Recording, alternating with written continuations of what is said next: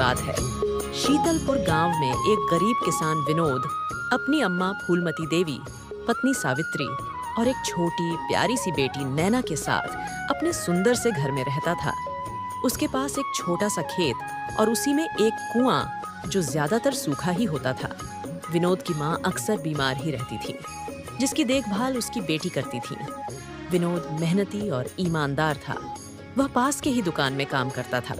उसके पास जो थोड़ी सी जमीन थी, उस पे उसकी पत्नी शाक और सब्जी लगाई थी और जो सब्जी निकलती उसे बाजार में बेच देती। सावित्री बहुत भोली और नेक दिल की थी। एक दिन सब्जी बेच ही रही थी कि दो बदमाश लड़के आ जाते हैं और कहते हैं, अरे मैडम जी, क्यों इतना कष्ट उठा रही हो? कभी हमें भी मौका दो कुछ करने का। मैं आपकी क्या मदद कर सकती हूँ? मदद तो बहुत कुछ कर सकती हो, क्यों विजय भाई? बिल्कुल भैया। उनकी बात चल ही रही थी कि तभी मुखिया जी, जिनको लोग चाचा जी कहकर बुलाते थे, वहां घूमते हुए आ जाते हैं। क्यों लड़कों, क्या बातें चल रही हैं? कुछ नहीं चाचा जी, हम तो बस ऐसे ही घूम रहे हैं। हाँ चाचा जी, हम तो बस घूम रहे थे। चलो भाई, अब हम लोग चलते हैं। इतना कहकर वो लड़के वहां से चले जाते हैं। तभी मुखिया जी सावित्री से पूछते हैं, कैसी हो बेटी, सब ठीक तो है ना? अगर कोई परेशानी हो तो मुझे जरूर बताना। अच्छी हूँ चाचा जी, और कोई परेशानी नहीं है। आप बताइए कैसे आना हुआ? बस ऐसे ही टहल रहा था, और हाँ, जब यहाँ तक आ ही गया हूँ तो सब्जी भी लेकर ही जाऊंगा। बिल्कुल चाचा जी, आप सब्जी जरूर लेते जाइए। हाँ, एक काम करो, 1 किलो टमाटर और 1 किलो आलू कर दो, और हाँ, मिर्च डालना मत भूलना। हाँ अवश्य चाचा जी। मुखिया जी सब्जी लेकर अपने घर चले जाते हैं और इधर सावित्री भी अपनी सब्जी बेचकर और दुकान बंद करके अपने घर चली जाती है और खाना खाकर सब लोग सो जाते हैं। सुबह होने पर विनोद अपने काम पर निकल जाता है। सावित्री भी रोज की ही तरह मुंशी जी के कुएं से पानी लेकर जा ही रही थी कि मुंशी जी आ जाते हैं और कहते हैं, ये लड़की, मैं तुम्हें कई दिनों से देख रहा हूँ। तुम मेरे कुएं के पानी से खेत सींचती हो, लेकिन अब बहुत हुआ, मैं तुम्हें अब और पानी नहीं दे सकता। लेकिन मुंशी जी, मैं तो बस थोड़ा सा पानी में ही अपनी सब्जी सींच लेती हूँ। आप अगर पानी नहीं देंगे तो मेरा क्या होगा?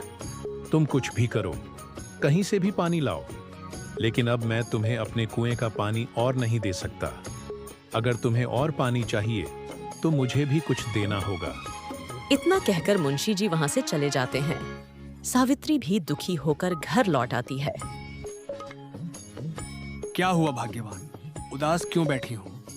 सावित्री से जो कुछ मुंशी जी कहते हैं वो सारी बात विनोद को बता देती है। अच्छा ये बात है, मैं सुबह ही जाकर मुंशी जी से बात करता हूँ। सुबह होते ही विनोद मुंशी जी के यहाँ जाता है। मुंशी जी अपने घर में पेड़ के नीचे बैठे हुए थे।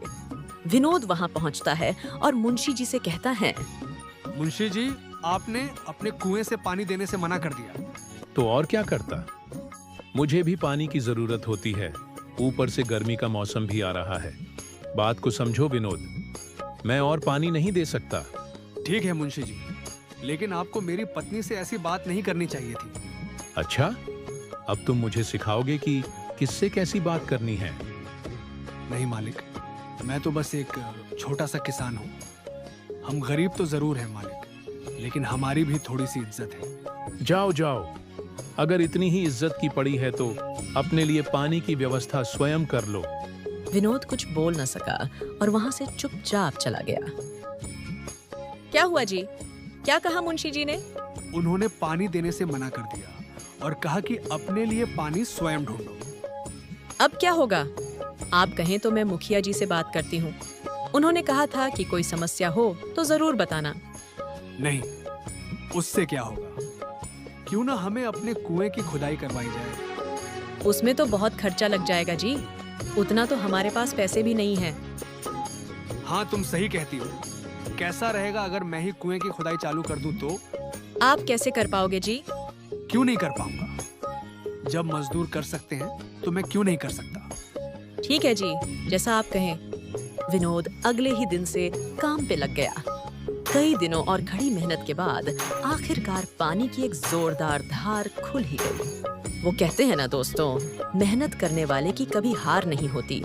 अगर आपको वीडियो अच्छा लगा हो तो एक प्यारा सा कमेंट जरूर कीजिएगा और हाँ, वीडियो को एक लाइक और सब्सक्राइब करना मत भूलिएगा। मिलते हैं अगले वीडियो में।